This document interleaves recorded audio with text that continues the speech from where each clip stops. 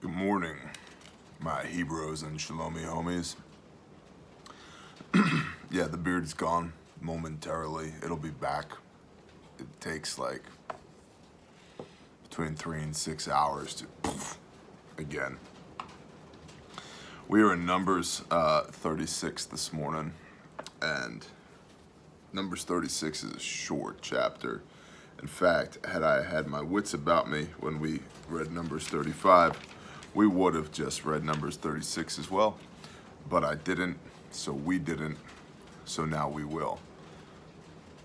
Also, it sounds like it's hailing outside right now, which is cool. So, if the lights go out, we'll light an oil lamp and continue. So, Numbers 36, contextually,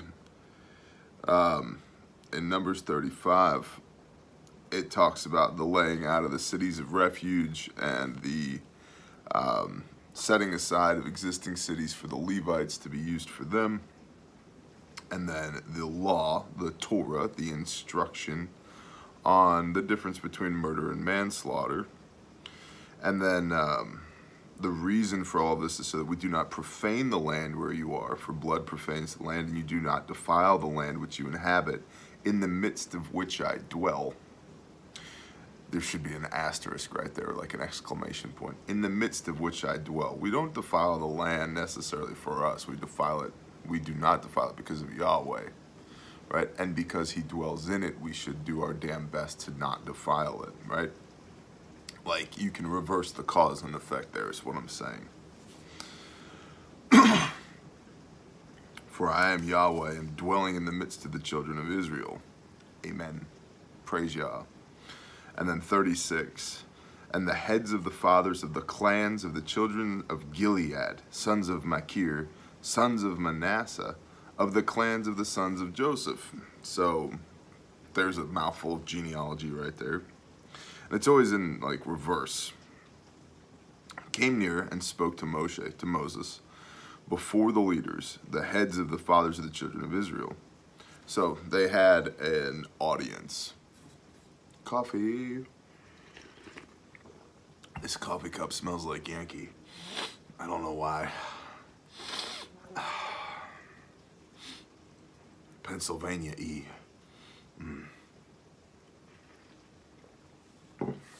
Smells like coal and large whitetail bucks. All right.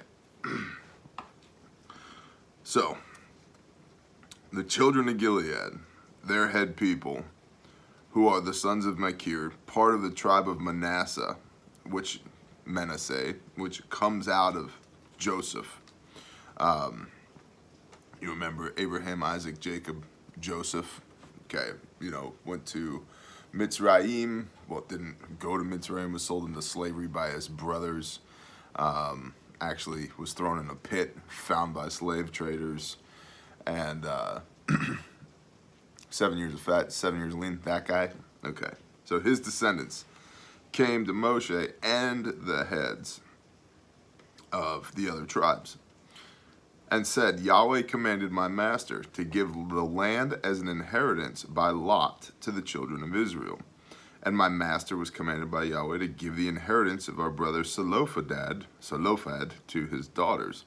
So they're making an argument here. They said, look, Yahweh commanded you, Moshe, to give the land as an inheritance by lot. So like drawing straws. But, or also, Yahweh commanded to give the inheritance of our brother Zelophehad to his daughters, because he didn't have any sons. And that's Numbers 27. In fact, we can just briefly flip there, because there's a whole chapter on that. But we can see here, then came the daughters of, that's page 172 in the scriptures. By the way, to the best of my knowledge, every version of the scriptures, the page numbers line up. So this is the same number of pages in each copy of the scriptures.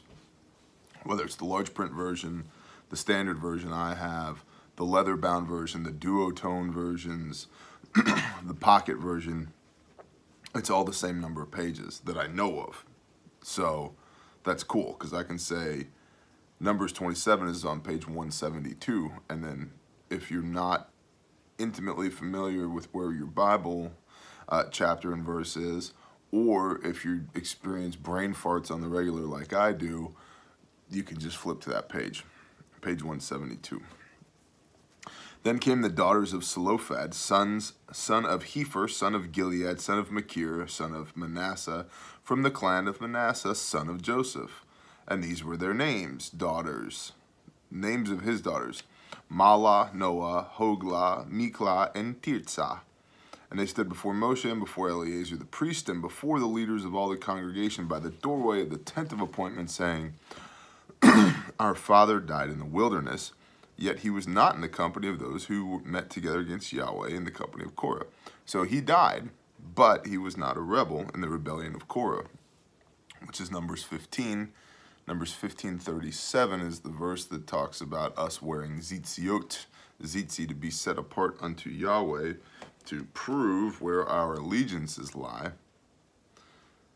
It just comes to mind, people who are like, how God wouldn't do that. Our God is constantly, show me, do, hear and do, prove yourself. And there's that whole salvation can't be earned argument, but salvation, well, you know what, I guess we're just going to go there for a hot minute. We are saved by the atoning sacrifice of Yeshua Messiah. Salvation is not suffering the wages of your sin, which are death. But as y'all know, shall we sin all the more so that grace may abound? No, God forbid. Those are the words of Paul. So if even Paul, which is so misunderstood that somehow a guy who died defending the Torah to a bunch of Jews while also firmly believing in the resurrection of Yeshua, that guy, his teachings are so misunderstood that the modern Christian church uses them in support of not keeping Torah. If even that guy is saying, look, don't sin, which is breaking the law, which is the Torah, don't break the Torah simply because of Yeshua, we therefore can understand that even though salvation by grace through faith, we are saved by the atoning sacrifice, our kairographon, which is the word in Greek for what was done away with, is not the law. It's the wages of our sin, which is death. When it says we are dead to the law, it should say we are dead by the law. We deserve death by the law, which is kairographon. But salvation is through Yeshua. And so it's this double-edged sword of what?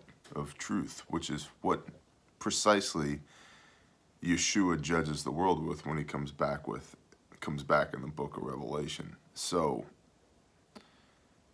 yeah, there's salvation through Yeshua Messiah. Praise Yah. That's awesome. But there's also obedience that's required. Obedience that's required to be Yah's people. And we can see that in Numbers 15, which is the rebellion of Korah, because those who were not obedient to the commands of Yah were literally wiped from the face of the earth. We can see that in the Gospels where Yeshua says, don't call me master, or why do you call me master and not do what I tell you to do? We can see that in Revelation, where Yeshua comes back, and there's a whole bunch of people who think that they're on the straight and narrow, and they're not because they're not obedient. Revelations 12:17, and the remnant of the church are those that keep the commandments and have a testimony of Yeshua Messiah. Where's the rest of the church?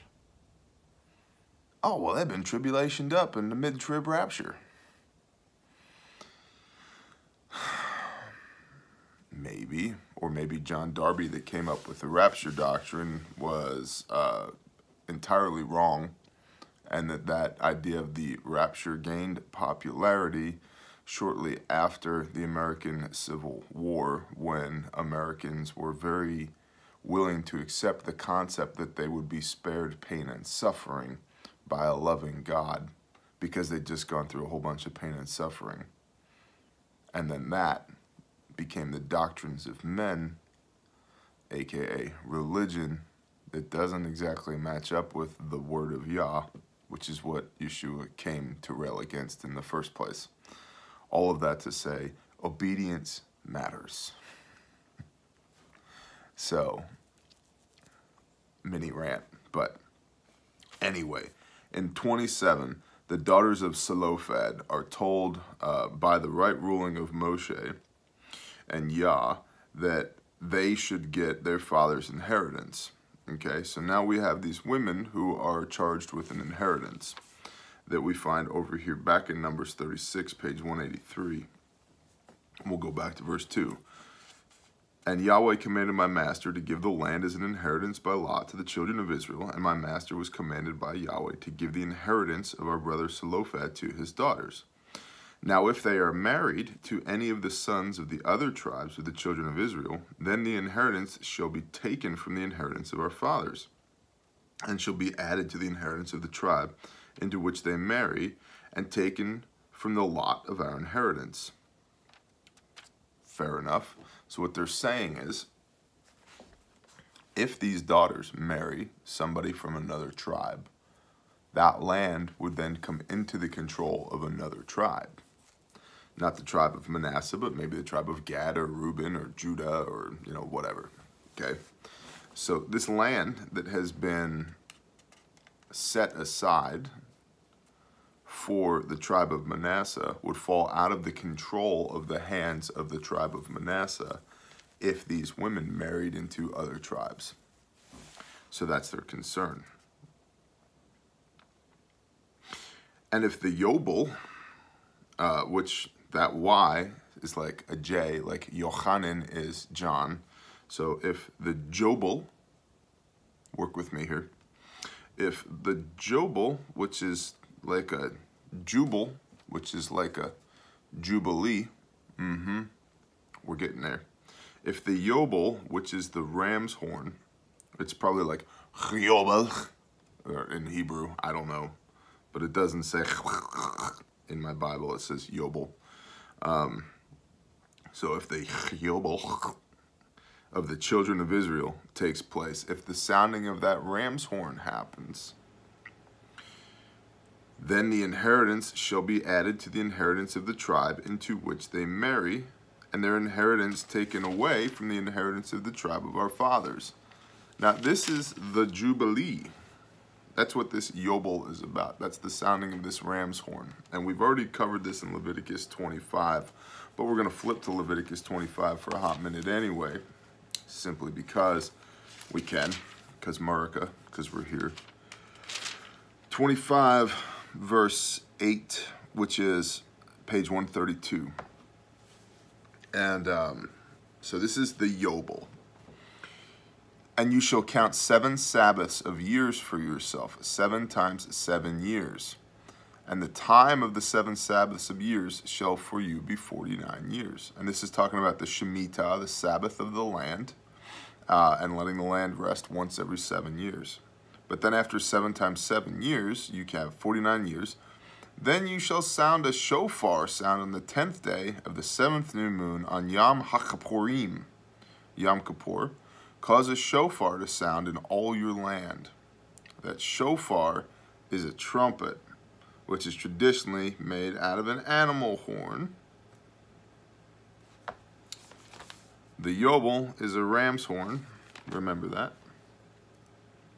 There's 2 different words for trumpet in the Hebrew. One is shofar, which is like a deer horn, and not like antlers, but a horn, like an ibex or an antelope horn. And then there's the Yobel, which is a ram's horn, which is like, a big sheep-looking thing, goat thing, horn. Okay. Sound the shofar on Yom HaKippurim, verse 10, and you shall set the 50th year apart and proclaim release throughout all the land to all its inhabitants. It is a Yobel for you. It is a Jubilee for you. And each of you shall return to his possession, and each of you return to his clan. The 50th year is a Yobel to you. It's a Jubilee to you. Do not sow, nor reap what grows of its own, nor gather from its unpruned vine. It is a Jubilee. It is set apart to you. Eat from the field its crops. In the year of this Jubilee, let each one of you return to his possession.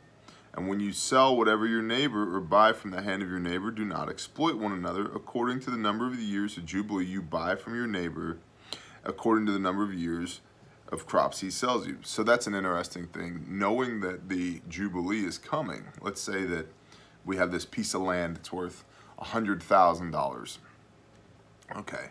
Well, basically what this comes down to is that this land never passes out of the control of the families that own it. It is leased. So if this land is worth $100,000, we could say the first year after the Jubilee, where it's got 50 years left on it, it's worth 100 grand. Well, 25 years in, it's only worth 50 grand. 49 years in, it's only worth 2 grand, because the lease on that land, if we take that 50 years lease, $100,000 in value and break it down, that's 2 grand a year. So if there's 7 years left before the Jubilee, I can only charge you, and I should only charge you $14,000 for that land, because I know in 7 years it comes back to me, right? Rather than charging you $100,000 for it, you only get 7 years use out of it, and then it comes back to me, and everything resets during the Jubilee year. And so these guys over here in Numbers 36, their concern is that at this reset, that's thunder, at that reset, see, their inheritance will now be owned by their husbands, right? Like, I have this with my wife, right? Like, this is our land, not my land or her land, right? But especially in this context back in the day, the land would revert to the husband. So if the husband was from tribe A and the wife from tribe B would be losing land during the Jubilee year, which is their concern. So verse 4 again in 36, page 183. And if the Jubilee of the children of Israel takes place, then their inheritance shall be added to the inheritance of the tribe which they marry, and their inheritance taken away from the inheritance of the tribe of their fathers. And Moshe commanded the children of Israel according to the word of Yahweh, saying, what the tribe of the sons of Joseph speaks is right.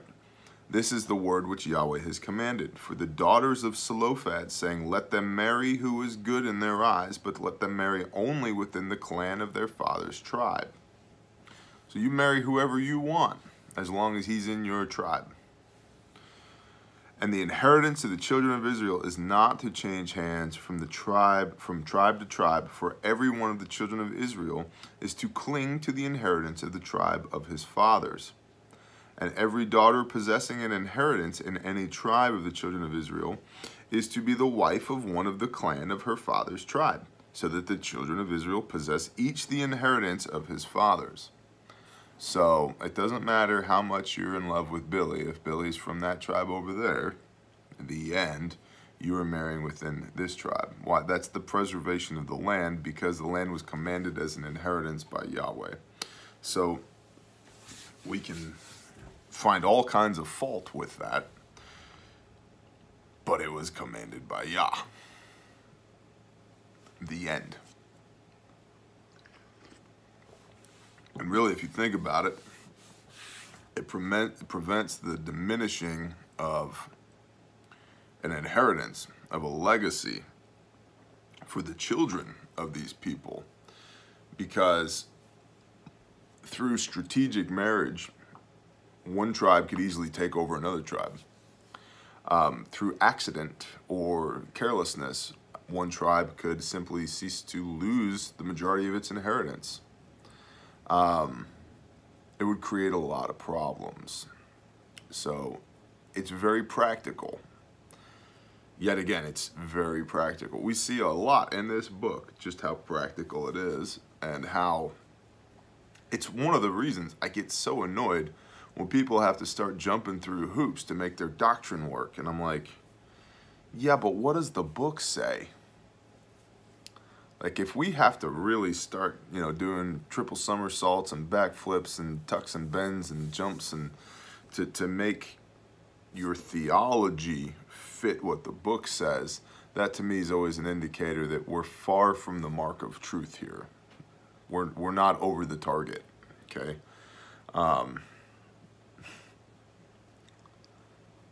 If you just simply do what the book says, it's pretty easy. Well, what do we do? Marry within your tribe. Now, today, this, of course, for us, brings up the question of, well, who's your tribe? Hell if I know. I don't know what DNA from these 12 tribes I share, if any. But we can use this as instruction and right ruling for today. Hey man, be careful. Be careful who you marry. Be careful who your daughters marry. And understand that you could be diluting the inheritance of your children and your children's children if you're not wise with that. And there's an element of stewardship of the land that you're blessed with here as well. That you retain that.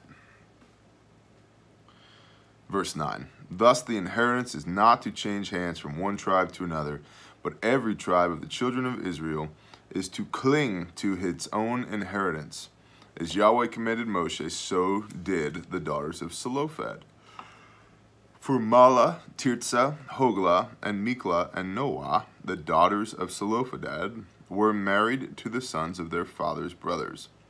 And they were married into the clans of the children of Manasseh, the son of Joseph, and their inheritance remained in the tribe of their father's clan.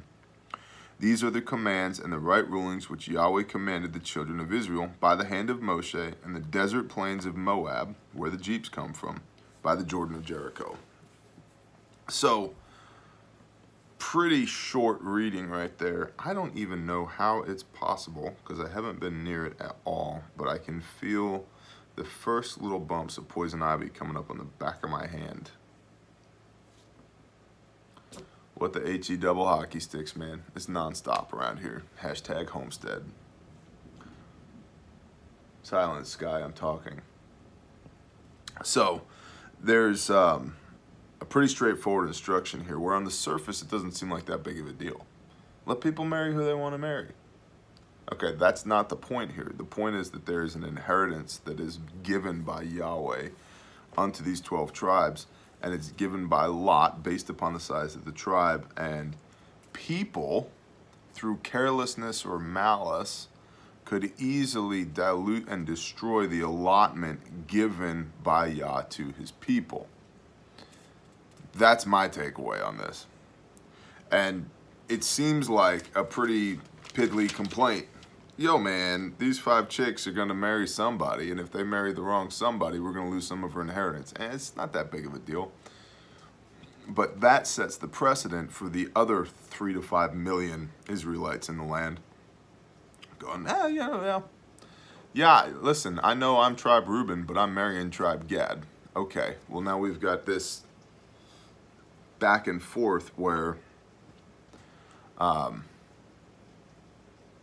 tribe Gad and tribe Reuben now have an intermingling of their inheritance, which is not what the Father laid out. So, anyway,